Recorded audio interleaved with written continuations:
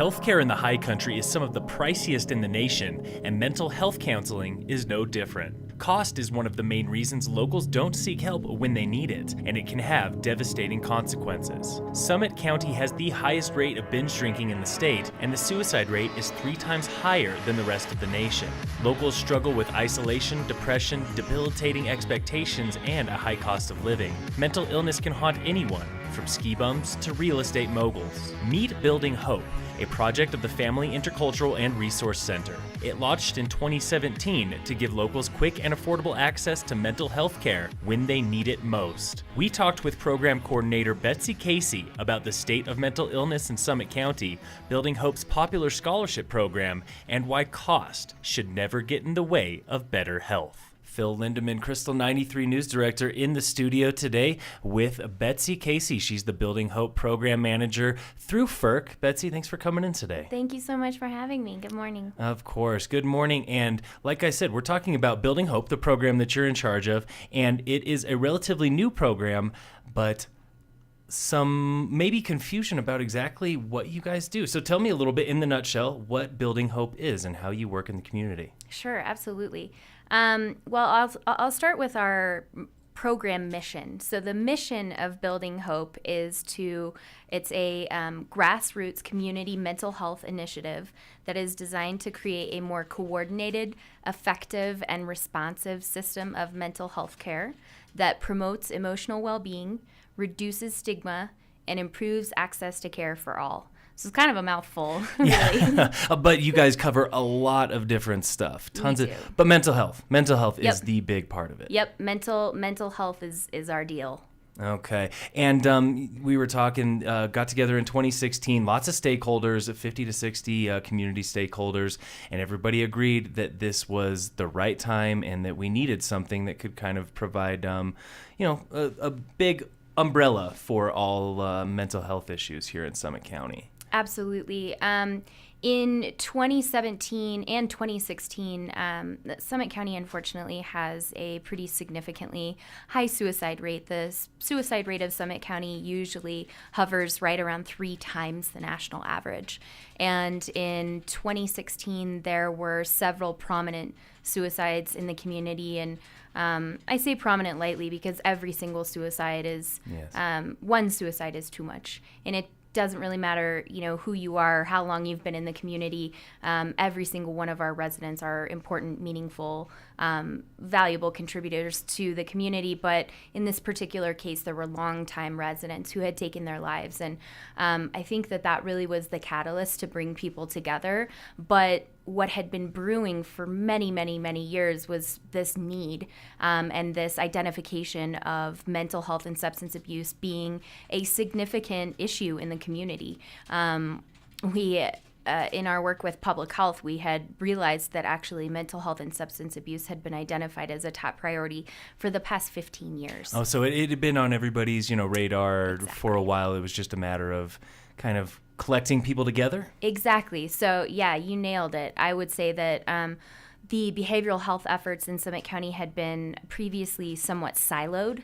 And so somebody was doing something over here and somebody was doing something over here. And so there really was a need to bring everyone together and a full community collaboration. And that is what Building Hope had the opportunity to serve as, that larger umbrella that is bringing all of the entities and all of the agencies together to move forward with one collaborative effort. Right. Playing as a team instead of everybody playing solo almost. Exactly. That sort of thing. Exactly. Great. We're all playing on the same team. Yeah. Now, tell me, I guess, like you said, suicide rate in Summit County is higher than the rest of the nation, and along with that, comes issues with depression and isolation. What is the state of mental health in Summit County? Why is it that the suicide rate gets so much higher, and why is it that depression is something that really impacts locals more than other ways? That's a fantastic question, and I think a lot of people are studying that and looking into that. I can't say with 100% scientific proof that I know exactly what that reason is, but some of the indicators that we believe lead to and increased depression, isolation would be significant high cost of living up here, the transient nature of the community, so a lot of people are leaving, coming and going. A lot of people see Summit County as kind of Colorado's playground, and they move up here possibly with a dream. I'm just going to move up there and live on the slopes, and then they get up here and they realize that it's actually more difficult to live up here than they may have once thought. Yeah, like you said, kind of they think that it's going to be a playground. It's going to be like the greatest thing they've ever done, and it's the greatest place in the entire world, but a month or two after living here, it's still life. It's definitely still life, and Absolutely. It's still, and not always, and Summit County isn't always the best fit for somebody either, especially if they've never really lived here before. Absolutely. I feel like that's one of the things that a lot of people run into is, maybe they vacationed here with family, or maybe they've been here in the past with, like a church group or something, and then they think, wow, I want to live there. And then it just doesn't work out. Yes. Living here is not exactly what they thought it was going to be. No, vacationing here is very different than living here. The winters are long, they're cold, they're dark. We lack more traditional neighborhoods. So sometimes even just in the sense of like being closer together and having that sort of like more neighborhood community feel, that also can be a collaboration of why substance abuse, addiction, depression, and anxiety are higher. And also one of the things that we have identified is that there's actually been some science behind a correlation between high altitude and depression, and that individuals who live at higher altitudes are more likely to become more significantly or clinically depressed. So I think that they have... Interesting. Yeah, they've identified that due to possible sleep deprivation. Okay. So there are a lot of, I think, culminating factors and forces behind why it's more difficult to live up here. And so I think that it can definitely be a struggle. I also... being a resident and growing up here, being born and raised up here, notice that there's a pretty significant, small-time, pervasive stigma around talking about mental health, talking about substance abuse. Yeah. It's a small town. You don't want to talk about it. You're afraid that it's going to get around. And that's kind of because this is, the playground and the snow's so beautiful. You just want to have the perfect family. And that's not actually how it looks. That people have problems. Yeah, like you said, there's almost a stigma about it. And I remember when I was talking with NAMI, the folks from National Alliance for Mental Health, and we were talking about how, Christmas time is a rough time for mental health because everybody assumes it's, Santa Claus and reindeer and happiness and Yuletide, but it's not always the case. Real life on the ground in your brain is not always going to be as happy as what you see on TV or a Christmas card or anything like that. And like you were saying, the isolation factor too. I think a lot of people also, they think like wilderness, like I want to be alone, I want to be out in the woods, but people do need social interaction. And that's one of the things that Building Hope provides, right? Is Absolutely. opportunities to connect. Absolutely. Social connection leads to greater health outcomes. So that's a fancy way of saying that connecting with others and being social really makes you feel better. It makes you happier. And it's a vital part of the human condition. And we offer free what we call connectedness events. We offer 4 to 5 every month. They really are designed to foster meaningful relationships, create opportunities to connect, and woven into that is when we're providing mental health tools, we're talking about reducing stigma. In some capacity or form, we are trying to give residents a skill base to be able to take their own proactive, positive measures forward with their own mental health.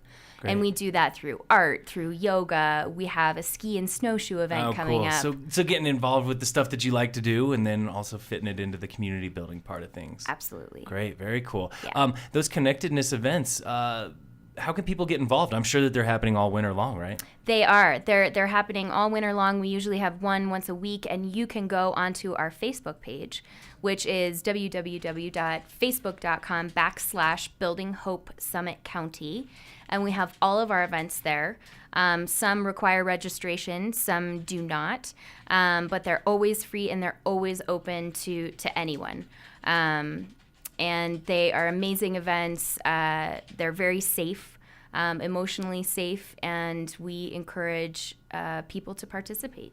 Yeah, like you said, it's a great way for people to get out, and a safe space to, maybe if you're feeling alone or like you can't really find the right group. And I would imagine also a healthier way than I'm sure a lot of people turn to, well, I'm feeling lonely or I'm feeling down, I'm going to head to the bar.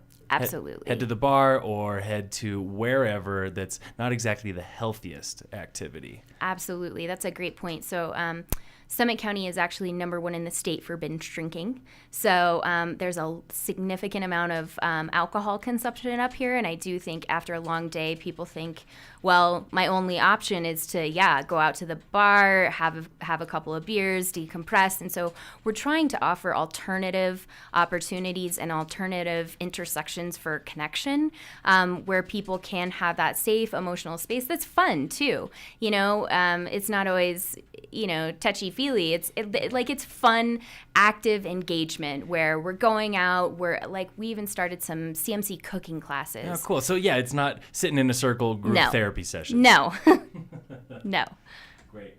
Now, along with the community events that Building Hope hosts, what are some other things? I know that you guys also are involved with scholarships. How do the scholarships work, and exactly what can people use those for?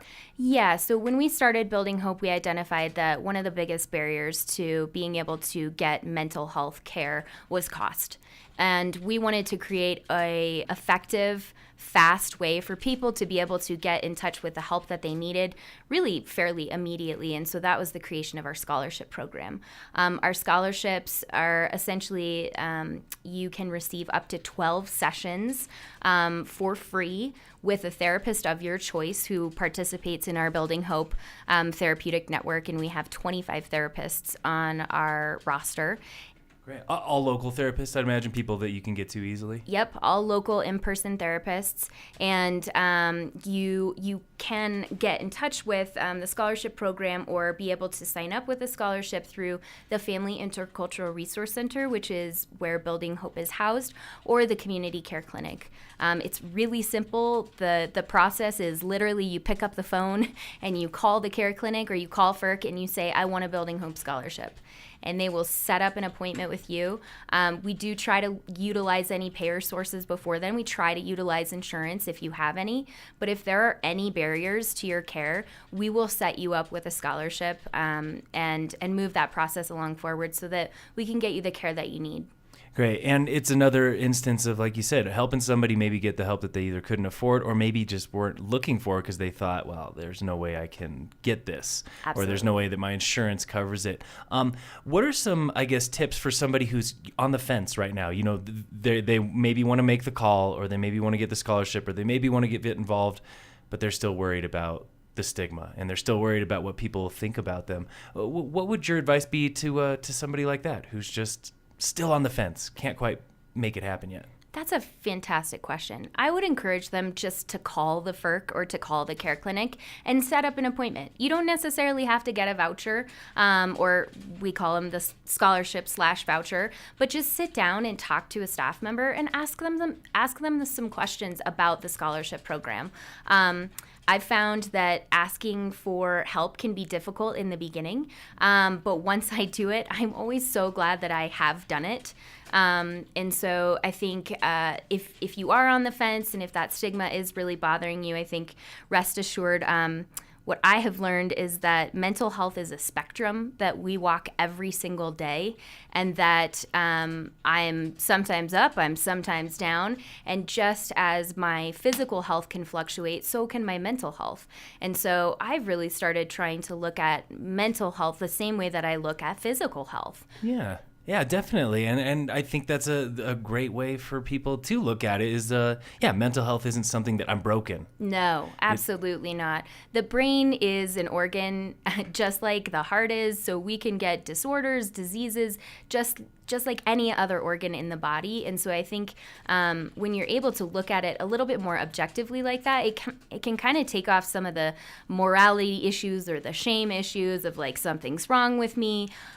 Usually depression and anxiety stem from either childhood trauma, a biochemical imbalance or some major stressor in your life, all of things which we do not control. So I really encourage people to step outside their comfort zone. Sometimes it can be really difficult, but I have found that whenever I do that, it's always been so meaningful and so valuable to me. Yeah, definitely. And when it comes to, after you've made that the step to go ahead and get a little help, like you said, it's free. It's free to go ahead and talk with somebody from FERC and figure out what the best option for you is. Yep. So there's no need. You don't have to think that, oh God, I'm going to have to repay something at some point, or I'm going to have to come back and it's all going to bite me in the butt when I'm done. No, absolutely. It's 12 sessions that are completely free of charge. We really just want to get people connected. And a lot of times with therapists, when you go and you sit down with a therapist, they're giving you tips, techniques, tools so that you can improve your own mental health and well-being. It's not necessarily always super deep process work. You can go in and say, I'm struggling with some anxiety or I'm struggling with a little depression. What are some tips and tools that I can utilize to move forward so that I can have improved mental health? So I think sometimes people sit down and they think therapy is always, oh, now tell me about your mother and your deepest childhood secrets. And, it doesn't always have to be that way. Yeah, absolutely. Now, in just a few years, you guys have been able to help quite a few people. What are some of the success stories? What have people come back to you and said, man, what have they said after they've had the chance to use some of the programs that you've been involved with? Absolutely. Well, we've been able to provide over 75 scholarships in 5 months. The program launched 5 months ago, and we are actually going to be expanding to a couple of new sites here in 2018, so that program will just continue to expand, and we hope that there will be it'll kind of be a no wrong door policy eventually, that you'll be able to get a scholarship at most major agencies. We're looking at public health next. So that program just will continue to expand, and so far we've offered over 75 vouchers, and some of the comments that we've gotten back have been just amazing. People talking about their life-changing, their ability to save marriages, their ability to learn about themselves in a way in which they were never able to do before, support, stress reduction, learning how to parent better. Just having, a lot of people have said, I've just had the opportunity to do something for myself, which I've never been able to do. So I think that it's really giving people reprieve and recovery and healing, which is really what our goal is. Yeah, definitely. Like you said, it's a moment to set aside for yourself and not feel guilty about setting some time aside for yourself. No, there is no guilt and no shame in taking care of your own mental health. Yeah, I think the world would be a better place if we all were really impeccable about our mental health. I agree. Just like, people tend to get really, adamant about their workout program. Like you said, brain is the exact same as your quads, as your skiing muscles, your snowboard muscles, your running muscles, whatever. It really, truly is. That's such an amazing analogy, because really mental health takes work and it takes discipline, and sometimes, I just don't think that we necessarily, the society that we were brought up in, didn't really teach our parents those sort of social emotional learning skills of emotion identification, emotional regulation. We don't really know how to do that. So I know I'm going back and learning how to do that as an adult. And therapy has totally helped me to do that. Good. Yeah, great. A living example of how it's helped. Yes. Yeah, absolutely. Along with the programs, you've also started launching some youth initiatives as well. What are the youth initiatives, and how do those kind of look and maybe different from the adult stuff? Yeah, so our youth program just literally started in 2018. So we're pretty deep into our planning efforts. Some of the priorities that have emerged are exactly what we were talking about: social emotional learning and emotional intelligence skills, to be able to teach parents and teach kids how to regulate distress tolerance and mood identification in and utilizing tips and tools rather than checking out or getting into addiction, actually giving them positive coping skills. So social emotional needs have really emerged forefront, and also substance abuse treatment. So that's something that we really lack in our community. There's no formal substance abuse treatment of any kind up here. And so that's well, actually, I take that back. Mind Springs does offer some substance abuse treatment. Yeah. But as far as youth, there's really no youth-specific substance abuse. So we haven't begun any of those areas yet. We're still just really planning. We take a long time to make sure that we've explored all of our options, and that when we execute our programs, that we're doing them to the best of our abilities. Great. But like you said, things are coming together, and you guys are developing that plan for it now. And it seems like things have already come together pretty quickly with the other Building Hope programs. So absolutely, we have a Spanish language program that we've been working to really be able to connect with our Spanish-speaking population, a significantly underserved population up here in Summit County. I don't know if people know this, but varying season to season, our Spanish-speaking population actually shifts from between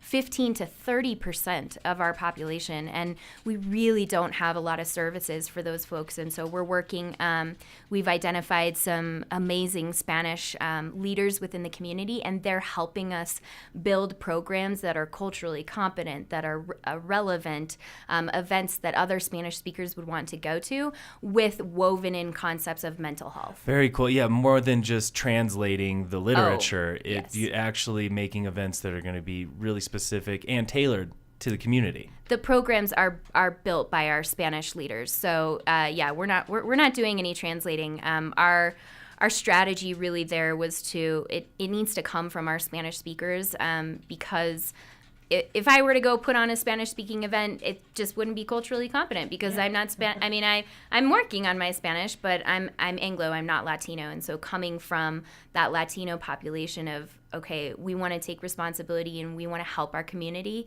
and this is how we're going to do it. I provide some programmatic guidance, but really it's run by them. Great. And again, and that's important too, because mental health, it doesn't know cultural barriers. It doesn't Absolutely know community barriers. It's from one to the other. It's a kind of a blanket thing that everybody deals with. Absolutely. Mental health is no discriminator of race, class, gender, anything. We all struggle with depression, anxiety, at the substance abuse at the same rate. So what's happening in our English-speaking community is happening in our Spanish-speaking community. So we're really excited to be able to offer support to that specific important group of our community. Absolutely. And the final big topic that I wanted to discuss was Vail Resorts. You recently got about $100,000 worth of grant from a fund that was set up for mental illness, specifically from Rob Katz and his wife, the CEO of Vail. Yes, we were just incredibly honored to receive such a generous donation from Rob Katz and his wife to work on this youth programming in 2018. He's really committed and created this new program area of behavioral health, and so we are just thrilled to be able to. We had previously set aside some money for our youth programming goals in 2018, but it nowhere near reached $100,000. So what we will be able to accomplish this year will far exceed what we thought that we would be able to. And we also received a grant from Epic Promise to move forward with our scholarships and our community connecting events. So in total, sort of the Vail family gifted us with $125,000. Wow, incredible. And that makes a huge difference for yeah, programs like this. Absolutely. Great. So two of the other things I just wanted to quickly mention is we're also offering mental health trainings, which is another part of Building Hope. They're evidence-based mental health training, so they really have science backing them, identifying that they are teaching people and demonstrating reducing stigma, but also teaching people how to react and respond in a crisis, in a mental health crisis. So we're offering those through workplaces, through community programs, and we also will be launching our website. It will be a very robust place, and it'll be really a central hub where people can get information. One of the things that we heard from our community is that it's really difficult to find the information, to know where to go. I don't know what therapists there are. I don't know what programs there are. So True. It takes a lot of legwork to try and track all that stuff down. It does. So we're really doing everything in our power to compile all of those resources and put it in one single comprehensive website that will have a searchable provider database. It will have mental health screening tools. It will have a blog. It will have all of our events. It will really be a robust site that's really designed to meet the needs and to help people identify what it is that they're looking for. When do you guys plan on having that launched? Any tentative date yet? So we currently have a landing page, but phase 2 of the website will be adding dozens upon dozens of new pages of content, and that should be up and running in a couple of months. Okay, great. So stay tuned, 2 to 3 months. Great. Lastly, I know I said just one more thing.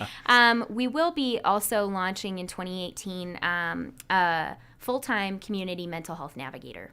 And that's a really big deal for our community. One of the things that, as I mentioned before, people say that it's really difficult to find services, especially if you're navigating multiple different domains of the service structure. So if you've got a court date, a DUI, but then you need to find some medication management, but then you need to find a therapist, it can be incredibly challenging to navigate all of those things, especially considering the fact that we don't always have specialty care.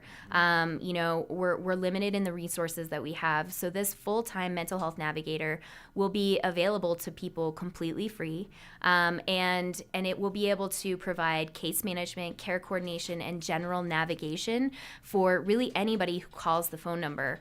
We're really, really excited about being able to offer this service to the community, and this will be a person with a robust mental health background who's able to really help people find their specific path to their mental health needs. Right, so it started with that stakeholder meeting in 2016, and now we keep on growing. Here we are now. New stuff every year. Yes. Fantastic. Well, thank you again for coming in. I appreciate making time to talk a little bit more about Building Hope and what they offer here in the community. And one last time, where can people go if they really need to give you a call or find out more? Absolutely. So our website is www.buildinghopesummit.org, or you can email me. My email is Betsy, C as in Casey, @summitferc.org, or you can check out our Facebook page, which is www.facebook.com/Building Hope Summit County. Great, and that's where you can find all the up-to-date information on when events are happening and where to find them. Yes, thank you so much for having me. Of course, Betsy, thank you again for coming in. Betsy Casey with Building Hope Summit County